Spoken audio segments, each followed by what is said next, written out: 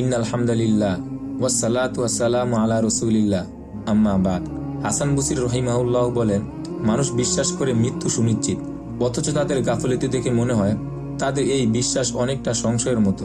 মানুষ যখন বলে আমি জান্নাত চাই, তখন সত্যই বলে, কিন্তু তাদের দুর্বলতা ও জান্নাতের পাথেয় সংগ্রহে তাদের শীতলতা দেখে মনে হয় তাদের এই সত্য ভাষণ অনেকটা মিথ্যার মতো।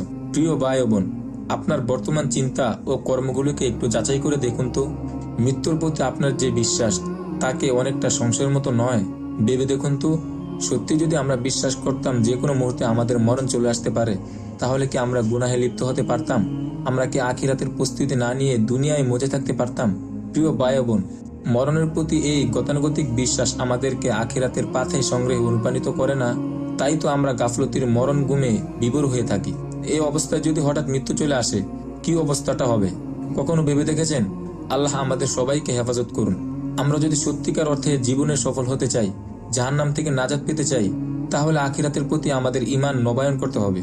গতানুগতিক বিশ্বাসের সীমানা পেরিয়ে মৃত্যু, কবর ও আখিরাতকে আমাদের সত্যিকার উপলব্ধিতে নিয়ে আসতে হবে, যে উপলব্ধি প্রতি মুহূর্তে আমাদের হৃদয় জাগিয়ে তুলবে আসন্ন মৃত্যুর হিমশীতল অন্ধকারের কথা, কবরের অসীম নির্জনতার কথা, কিয়ামত ও হাসরের ভয়াবহ দৃশ্যের কথা, মিজান ও পুলসিরাতের ভয়াবহ পরিস্থিতির কথা।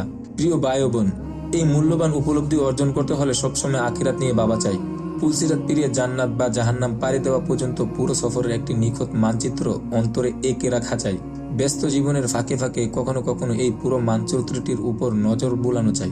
এই পথ ধরে আমাদের সফর কেমন হবে তা নিয়ে কল্পনা করা চাই। আপনার অন্তরে এই মানচিত্র আঁকা আছে তো?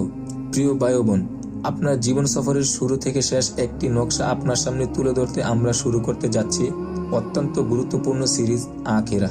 ইনশাআল্লাহ এই সিরিজে আমরা কবর থেকে শুরু করে আখিরাতের সর্বশেষ মঞ্জিল পর্যন্ত পুরো সফর কোরআন সুন্নাহের আলোকে আপনাদের সামনে তুলে ধরার চেষ্টা করব।